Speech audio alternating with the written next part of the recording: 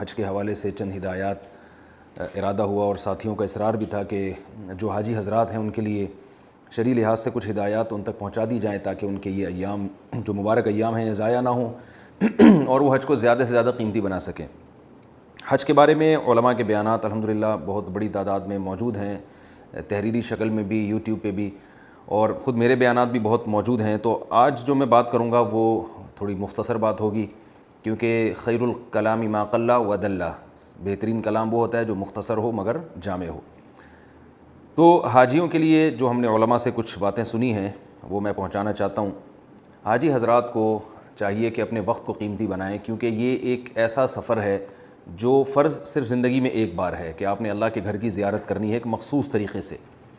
تو یہ عبادت بار بار واجب نہیں ہوتی، نفلی کوئی کرنا چاہے تو بہت اچھی بات ہے، لیکن یہ زندگی میں ایک بار فرض ہوتی ہے۔ بہت سے لوگ صرف ایک ہی بار کر پاتے ہیں، جن کو اللہ نے گنجائش دی وہ بار بار کرتے ہیں، لیکن ان کے وسائل بہت خرچ ہوتے ہیں اور بہت مشکل عبادت ہے یہ، خاص طور پہ حج کے جو 5 دن ہیں جو منی میں، مزدلفہ میں، عرفات میں، اور پھر جو بقرعید کے دنوں میں طواف زیارت کیا جاتا ہے۔ تو ان ایام کو قیمتی کیسے بنایا جائے اس کے بارے میں پہلے سے مسائل سیکھے جائیں، بہت لمبی ڈیٹیل ہے ان مسائل کی، لیکن اعمال کا جو کرنے کا جو کام ہے حج کے ایام میں، اس میں ایک بہت بڑی مسٹیک حاجیوں سے یہ ہوتی ہے کہ پہلے سے وہ کوئی شیڈول بنا کے نہیں جاتے کہ ہم نے وہاں کرنا کیا ہے، کس وقت کون سی عبادت کرنی ہے، کس عبادت کو زیادہ فوکس کرنا ہے، جس کا نتیجہ یہ نکلتا ہے کہ حاجیوں کا سارا دن سوچ میں ہی گزر جاتا ہے۔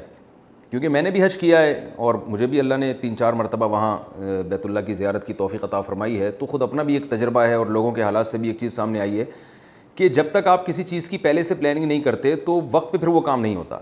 اکثر حاجی حضرات ان کا وقت ضائع ہوتا ہے، سوچنے میں گزر جاتا ہے، آنے جانے میں ہی سارا ٹائم گزر جاتا ہے۔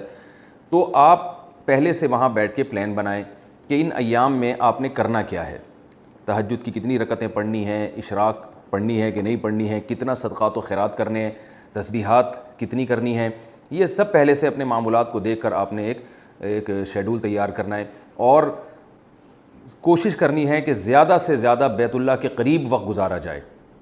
لوگ ہوٹلوں میں زیادہ ٹائم گزارتے ہیں، شاپنگ میں زیادہ ٹائم گزارتے ہیں، خریداری بھی ٹھیک ہے، جائز ہے، کوئی حرج نہیں ہے اس میں، لیکن اس کے لیے بھی کچھ دن متعین کر لیں کہ بھئی جانے سے 3 دن پہلے یا 4 دن پہلے ہم خریداری میں گزار لیں گے۔ اب ظاہر ہے اگر آپ پہلے سے یہ پلان نہیں کرتے تو ہم نے دیکھا ہے کہ وہ سارا دن خریداری میں گزر جاتا ہے، کیونکہ مارکیٹیں تو بھری ہوئی ہیں، آپ جب جائیں گے تو ہر چیز آپ کو اپنی طرف کھینچے گی۔ جس بیت اللہ کی زیارت کے لیے آئے ہیں لاکھوں روپے خرچ کر کے، وہ اس سے غافل ہو جاتا ہے انسان اور بازاروں میں ٹائم ضائع کرنا شروع کر دیتا ہے۔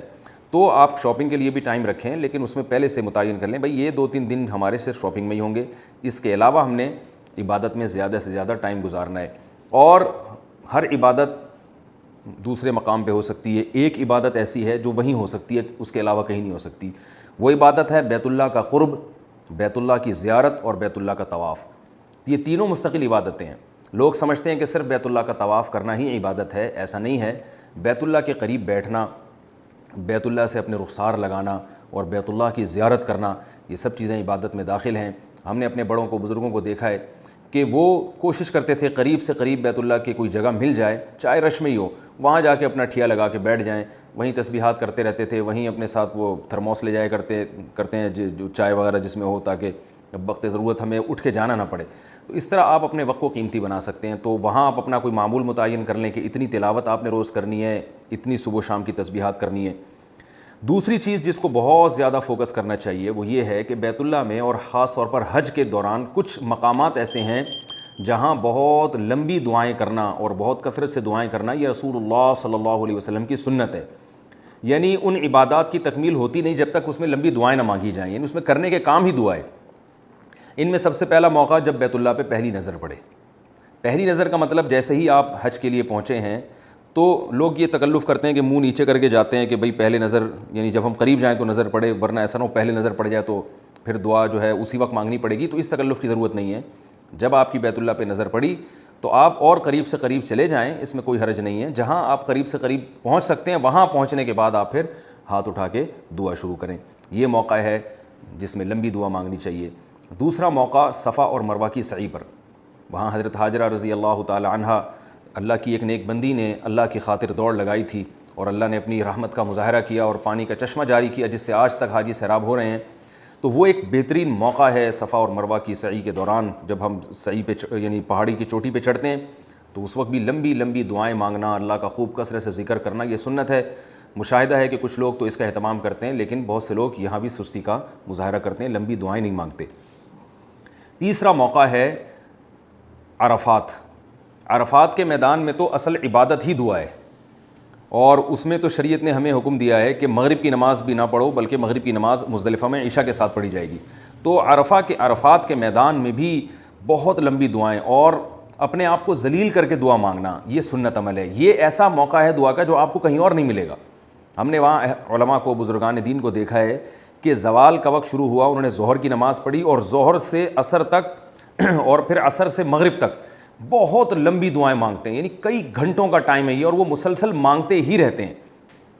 اور ہم نے یہ بھی علماء کو وہاں دیکھا کہ وہ اپنے پگڑی اور ٹوپی اتار کے مٹی میں ناک رگڑتے ہیں، اور یہ سنت عمل ہے کہ دھوپ میں مٹی میں ناک رگڑ کے وہاں اللہ سے خوب خوب دعائیں مانگی جائیں۔ لیکن وہاں بھی بعض لوگوں کو ہم نے دیکھا کہ وہ میلے ٹھیلوں میں لگ جاتے ہیں، کہ اجتماعی طور پر ایک ذکر کے حلقے لگ جاتے ہیں، اور اجتماعی طور پر وہ ایک واعظ و نصیحت کی مجلس لگ جاتی ہے، تو یہ موقع ہے دعائیں مانگنے کا، یعنی لوگ پھر دعا سے غافل ہو جاتے ہیں۔ تو عرفات کے میدان میں بھی آپ کو چاہیے کہ آپ خوب لمبی دعا مانگیں، جب تک آپ یعنی عرفہ کا وقوف ہے تو اس میں خوب اللہ تعالیٰ سے گڑ گڑا کے دعا مانگنی چاہیے، یہ رسول اللہ صلی اللہ علیہ وسلم کی سنت ہے۔ اور چوتھا موقع دعا کا وہ ہے رمی۔ جب ابراہیم علیہ السلام نے شیطان کو کنکریاں ماریں، شیطان بہکانے کے لیے آیا، تو ہمیں وہاں پر ایک نشانی قائم کر دی گئی ہے ہمارے لیے، ایک پتھر بنا دیا گیا ہے تاکہ ہمیں پتہ چلے کہ یہاں ابراہیم علیہ السلام نے شیطان کو کنکری ماری تھی۔ تو وہاں شیطان کو کنکری مارنے کے بعد، وہ عبادت کرنے کے بعد وہاں بھی لمبی دعائیں مانگنا، یہ بھی سنت عمل ہے اور دعا کی قبولیت کا وقت ہے، تو اس وقت بھی لمبی دعا مانگنی چاہیے۔ تو یہ چار مواقع پر خاص طور پر دعا کا اہتمام کرنا چاہیے۔ ایک اہم بات یہ ہے کہ لوگوں کو اکثر یہ شکایت ہوتی ہے کہ حج اور عمرے کے موقع پر ہمیں خشوع و خضوع نصیب نہیں ہوتا، کیونکہ رش اتنا زیادہ ہوتا ہے، بھیڑ اتنی زیادہ ہوتی ہے، دھکم پیل ادھر سے ادھر، وہ اسی میں ہی ٹینشن میں ہی ٹائم گزر جاتا ہے، تو وہ پریشان ہوتے ہیں کہ بھئی ہم سے کیا عبادت ہوگی۔ تو یاد رکھیے یہی حج ہے، آپ جتنا آپ سے ہو سکتا ہے آپ کریں، دل لگے یا نہ لگے۔ یہ جو دھکم پیل اور ٹینشن ہو رہی ہے، یہ سب اللہ کے دفتر میں لکھی جا رہی ہے چیز۔ ایک صاحب عمرہ کرنے کے لیے گئے، آ کے کہنے لگے کہ بھائی میں تو اپنی مسجد میں زیادہ خشوع و خضوع سے نماز پڑھتا ہوں، وہاں عمرے میں تو رش اتنا تھا، مجھے تو وہاں نماز میں خشوع و خضوع ہی نصیب نہیں ہوا۔ تو یہ غلط بات ہے بھائی، ایسے خشوع و خضوع کا کیا کرنا ہے ہم نے جس پہ اللہ راضی نہ ہو۔ آپ اس پہ اللہ کا شکر ادا کریں کہ اللہ نے آپ کو اپنے گھر بلا کر نماز کی توفیق عطا فرمائی۔ رش کی وجہ سے دھکم پیل ہو رہا ہے، خشوع و خضوع نہیں ہو رہا، تو کوئی مسئلہ نہیں ہے، اللہ اسی طرح ہماری نماز کو قبول کرے گا۔ دل نہیں لگ رہا دعا میں تو اللہ اسی طرح ہماری دعاؤں کو قبول کرے گا۔ تو جو کام آپ سے ہو رہا ہے وہ کر لیں، جو نہیں ہو رہا وہ چھوڑ دیں آپ۔ اور برداشت حج میں ہمیں سیکھنی ہے، یہ بھی حج کا بہت اہم حکم ہے۔ قرآن مجید میں اللہ تعالیٰ کا ارشاد ہے فَلَا رَفَثَ وَلَا فُسُوقَ وَلَا جِدَالَ فِي الْحَجِّ، کہ حج میں بے حیائی کی بات نہیں کرنی ہے، اور فسق و فجور کی بات نہیں، اور جدال کی بات نہیں کرنی، گالی گلوچ اور یہ سب چیزیں حج میں نہیں ہیں۔ تو اس میں جھگڑا نہیں ہونا چاہیے، برداشت کرنا ہے۔ برداشت ہم نے دیکھا ہے کہ عرفات کے میدان میں اور مزدلفہ میں جب لوگ آ رہے ہوتے ہیں تو بہت ٹینشن ہوتی ہے، بہت تھکاوٹ ہوتی ہے، تو چڑچڑاپن آ جاتا ہے طبیعت میں، انسان کا دل چاہتا ہے بات بات پہ لڑنے کا۔ تو ایسے موقع پہ صبر سے کام لینا ہے تاکہ حج ضائع نہ ہو۔ اور حج مبرور کی علامت کیا ہے کہ انسان سے گناہ چھوٹ جائیں۔ جانے سے پہلے آپ کی جو کنڈیشن تھی، گھر آنے سے پہلے آپ مکمل چینج ہو چکے ہوں۔ اگر مکمل چینج ہو چکے ہوں گے تو یہ اس کی علامت ہوگی کہ اللہ تعالیٰ نے آپ کا حج مکمل قبول کر لیا ہے، ورنہ جتنی چینجنگ ہوئی ہے اتنا قبول کیا اللہ تعالیٰ نے۔ تو اللہ تعالیٰ سے دعا ہے کہ اللہ تعالیٰ جتنے حاجی حضرات حج کے لیے گئے ہوئے ہیں، اللہ تعالیٰ ان سب کی حاجات کو پورا کرے، اور ان کے حج کو اللہ تعالیٰ مقبول فرمائے، اور ان کی دعاؤں میں اللہ تعالیٰ اپنی دعاؤں میں اللہ تعالیٰ انہیں ہمیں بھی یاد رکھنے کی توفیق عطا فرمائے۔ وما علینا الا البلاغ۔